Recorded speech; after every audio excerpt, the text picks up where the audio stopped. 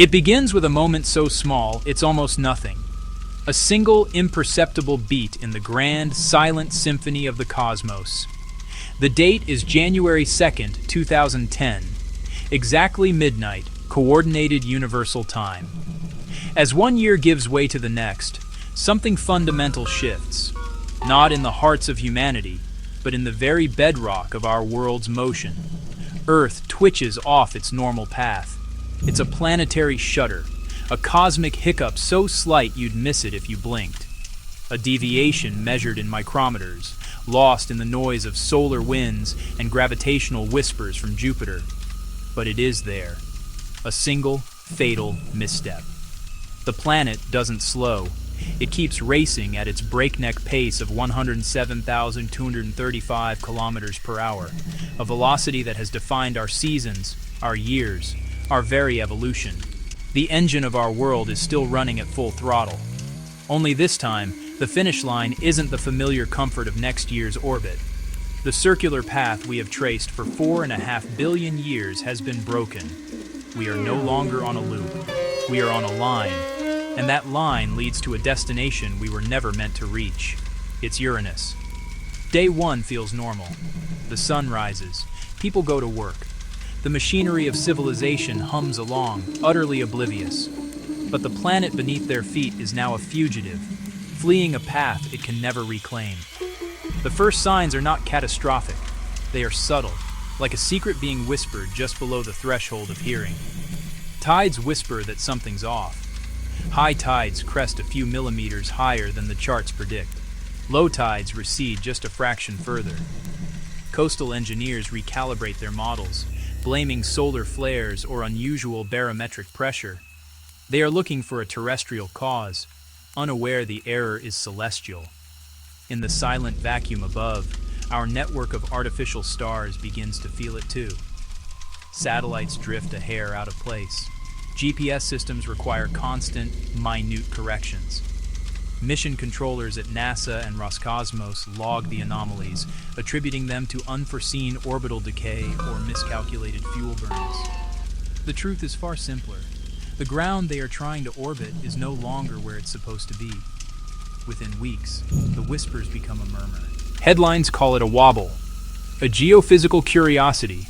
Scientists publish papers, convene panels, and debate theories on core dynamics and mantle plumes.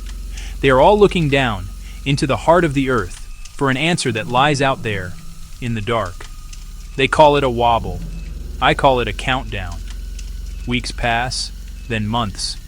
The anomaly deepens, its effects bleeding from scientific journals into daily life. The planet's new path is not a straight line, but a long, decaying curve, pulling us inward toward the heart of the solar system. And our oldest, most steadfast companion is the first to truly feel the strain.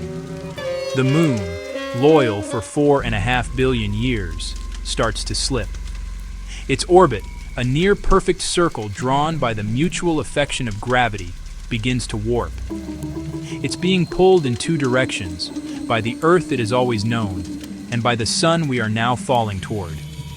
Our gravity, the force that has held our world together, that has kept our oceans from boiling into space and our atmosphere from being stripped away, can't promise forever anymore. Its grip is loosening. On the ground, the consequences become undeniable. Night skies tilt, the familiar constellations, the anchors of myth and navigation for millennia, begin to drift from their appointed stations.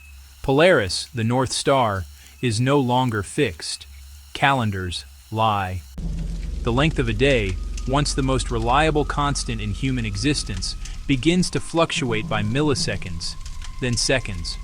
Our seasons, dictated by axial tilt and orbital position, lose their rhythm. Summer bleeds into autumn. Winter arrives weeks ahead of schedule. We fall sunward, too close. Our new orbit takes us inside the path of Venus. The delicate balance of the habitable zone is shattered. The sun, once a life-giving star, becomes a furnace. Oceans steam at the edges. The planet's water, our cradle of life, begins to boil away into a thickening, suffocating atmosphere. Global temperatures soar. Air shimmers with heat. The sky, once a familiar blue, turns a pale, hazy white. Life retreats to the poles, to the depths of the sea, to the dwindling twilight of the night side. The sun pulls, its immense gravity a relentless tide, drawing us closer to our doom. But it is this very force of destruction that offers an escape, not a salvation, but a redirection. Then it flings us, like a cosmic slingshot. In a maneuver of pure, indifferent physics, the sun's gravity accelerates our planet, whipping it around and hurling Earth back out into the void onto a trajectory that doesn't care about maps or hope or life. In that violent maneuver, the final bond breaks. The moon lets go. Its gravitational anchor is gone, and it can no longer follow us into the dark. The sun catches it. The gravitational master that tore it from us now claims it as its own. Our old companion, the keeper of our tides, and the muse of our poets, becomes a tiny, solemn planetesimal, tracing a new, lonely orbit. It is now a moon of the sun, a pale memory visible only by daylight, a ghost in our sky. Back on the scorched and now freezing Earth, humanity endures. Cities adapt, geodomes are erected. Geothermal energy becomes the sole source of power. We learn to live in the deepening twilight as we hurtle away from the sun. Then they fail to. The scale of the catastrophe is too immense.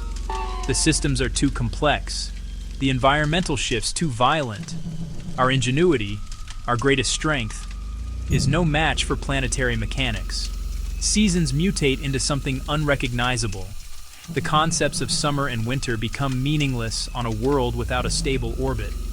There is only the long fall into cold and the brief, brutal memory of heat. Compasses grow fickle. The planet's magnetic field, weakened by the solar passage and now distorted by our journey, flickers like a dying candle. North is no longer a place, it is a suggestion. But through all the chaos, one thing becomes terrifyingly clear. The trajectory is not random, it is precise. There is a date, a time, stamped in the future like a prophecy. December 21st, 2012, 11 hours, 31 minutes, and 12 seconds, UTC. The moment our journey ends. Uranus waits far out in the cold darkness, tilted and silent, a giant on its side. It has spun this way for eons, a placid blue marble in the outer dark. It does not know it has an appointment. As we close in, crossing the orbits of Mars, then Jupiter, then Saturn, the geometry of the solar system flexes around us. We are a rogue world, a gravitational cannonball tearing through the delicate web of the cosmic neighborhood. The space between the two worlds crackles with unseen forces. Magnetic fields whine. The magnetosphere of Uranus, already tilted and bizarre, reaches out to meet our own failing shield. It's a silent scream of charged particles. Atmospheres brush. The outermost layers of hydrogen and helium from Uranus mingle with the last vestiges of Earth's nitrogen and oxygen. It is the first gentle touch before the cataclysm, a planetary kiss of death. Impact isn't a boom. There is no Hollywood explosion, no fiery blast. The movies were wrong. It is something slower, more intimate, and infinitely more violent. It's a planet-scale groan, a sound so low it is felt more than heard, a vibration that shudders through the very structure of two worlds becoming one.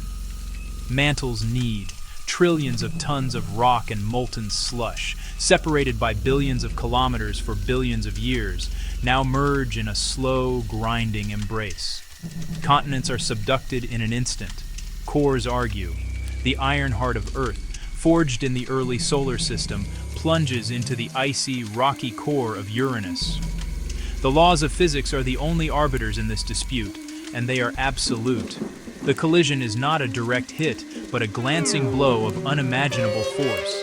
It twists Uranus past the absurd, from 98 degrees to 188 degrees.